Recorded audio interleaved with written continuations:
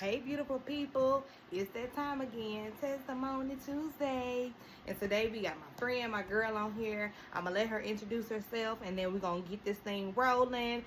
Stay tuned for something good. Hi everybody, my name is Imani Rugless. I am 32 years old. I am a nurse supervisor at UC Health OB-GYN clinic. I doctorate in midwifery, but I do not practice as a midwife. I decided to go a different route and go into leadership. I am a mother of one. I have a daughter. She is 6 years old. Her name is Serenity. All right, so let's get into this, girl. You tell me, what was life like before your diagnosis? Like, looking back, were there symptoms, were there warning signs that you did not recognize at the My life before lupus. I got diagnosed with lupus my junior year in high school. I was going into my senior year. Life was cool. I've been athletic my whole life. I played soccer my whole life. I did track a little bit. My family's amazing. Life was good before lupus. I mean, I was like your average teenager, into boys, just want to kick it with my friends and all that. Now, walk me through what was it like receiving the diagnosis? Did you have emotions? What was the feelings? Tell me, what was your immediate thoughts? Receiving the diagnosis, for the last couple of weeks, like on and off, I was having a flare. I didn't know it was a flare at the time. But my hands would swell up, my feet would swell up. It would swell up to the point where it was hard for me to run or like turn a doorknob. I remember one time my friend was coming over and I was trying to open up the door and it hurt so bad, and I asked my dad if he could open up the door for me. And then my elbows would swell up really bad to the point where I would wear like jackets to cover it because my arms are small. So then you got this swollen elbow. It just looks weird, and I was like, I don't want people to see that. And it would hurt to touch as well. So when I would sit at my desk, I just make sure I didn't have my arm on the desk. I'll kind of keep it down, just like little subtle things to kind of modify my day to day. So when I got diagnosed, it was one night where I was having trouble breathing, and I woke up in the middle of the night. I went and told my mom, like, I cannot catch my breath. I was in a lot of pain. And then I just did everything I could to try and get comfortable. And then eventually we just went to Children's the next morning. And then we were there pretty much all day. And then they were doing a whole bunch of tests. Tests that I didn't understand why they were doing it, but I just told them about my joints. I told them about the pain that I was having, and then the shortness of breath that came along with it. So after hours and hours of testing, they came back and told us that I had lupus. I was 17 at the time. I didn't know what lupus was. I just asked them, so how do I get rid of it? They said, you can't. And I felt like that was kind of like a moment that kind of took me back, because I've never been like sick my whole life. If I got sick, you take some medication and then it goes away. With this one, when they said that, it doesn't go away, that kind of was a little difficult to process as a 17-year-old, because it was like, what you mean? And I never heard of lupus. I didn't think it was that big of a deal. I think I realized that the gravity of it when I saw my mom's reaction. It was just in her face, that I was like, oh, maybe I should probably listen to this, because listen to what the doctor is saying, because you a teenager, you're like, okay, whatever, like. But when I saw her face, that kind of let me know that maybe this is a little bit more serious than what I'm making it out to be. And I had my flares.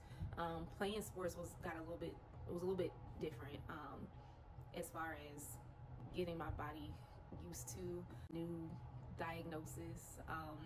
But it didn't change my day to day. I just feel like I maybe had to take a little bit more breaks. I was in pain. I fought through it. I played through it. Being diagnosed with it while being active in sports definitely helped build some type of resiliency, for sure. What has it been with partnering with God for your healing or your journey through your diagnosis?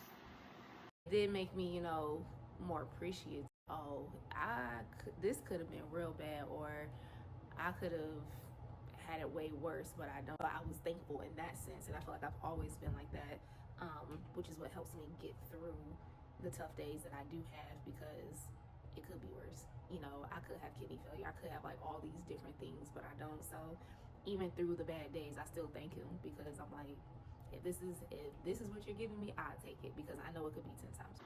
Since the diagnosis, what has life with lupus been like for you? What does it look like on a daily basis? And what are some challenges that people may not see or understand? People don't see, and I feel like people don't understand, is you can't see the pain. So, I mean, it took me a lot to get out of bed today, and I'm here, and I may not be in the greatest mood. People don't realize the fatigue that comes with it. So, you know, if you were to put me with someone with lupus and someone who is healthy, you know, give us the same task, it would take more energy out of my body than the average person. I get tired easily. Necessarily like I need to go to bed, but more so like I need to sit down. The thing that I've learned is not to commit to nothing. Like, don't commit to plans that I know for a fact that may be up in the air, or don't overcommit myself. I will say that, just because, one, presence is important to me, and so I hate to be one of those friends that say like, oh, I can't come. But sometimes I am that friend because I don't feel good. I do not feel good. And then I have other stuff. As someone who is like a busybody, because I always have things going on, I have to be strategic and like, okay, if I do this today, like, it's probably gonna take all my energy, and I won't be able to do this other thing that's probably more important. You know, so just being strategic with that. But I just feel like people just don't understand how draining it is, physically, mentally. It's draining, and it also doesn't look the same on everybody. So just because someone says I have lupus doesn't mean they have the same challenges. They may have similar challenges, but they don't have the same challenges. It shows up differently in everybody. One person could be dealing with this symptom, and another person would be like, I don't deal with that. Like, that's why they call it a cruel mystery, because it affects all body systems, in different ways. One of the things that I dealt with is memory fog. And you try being 20 years old and trying to explain to people why you forgot something or whatever. It's like, you're too young to be forgetting stuff. And it's like, okay, but I did, and I can't explain that to you because you're not gonna get it. So those are some things that can be frustrating, especially when you're young. And some of the things that we deal with, or I've dealt with, or stuff that people usually deal with when they're like 40 or 50 or whatever, where you kind of have an excuse for it. But when you're young. How has God led you to steward your health? Did you do lifestyle changes? Did you have nutritional changes? I just feel like, the whole, taking care of your body. You get one body. This is your temple. Like, keeping those things in mind, that you only get one body in one life. Maintaining that routine, so going to the gym a couple times throughout the week. You do have people who do have the capacity to maybe go more often, and just making sure you're not comparing yourself. It's good to have people that go through it with you. Like, you have to do what's best for you. Just really find a routine that works best for your situation, and sticking with it is good. And also just praying. I always pray to God, like, please surround me around people that I'm supposed to be around, that are going to lead me closer to you. Is there a favorite scripture that you use, or how has prayer and worship influenced you trusting God and navigating through the flare-ups or difficult seasons with lupus? Keeps me grounded. I've seen what people have gone through with lupus, without lupus. Like, they could have lupus and have other stuff going on. I've seen people get diagnosed with stuff way worse than what I have going on, and I just thank him. It could be worse, and I think that's what keeps me grounded, because I know it could be worse. I know that he's probably protected me from a lot of stuff that I have not seen.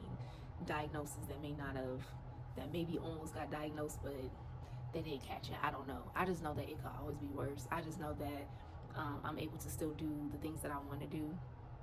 What is your favorite Bible verse? Jeremiah 29:11 has always been my verse, my go-to verse.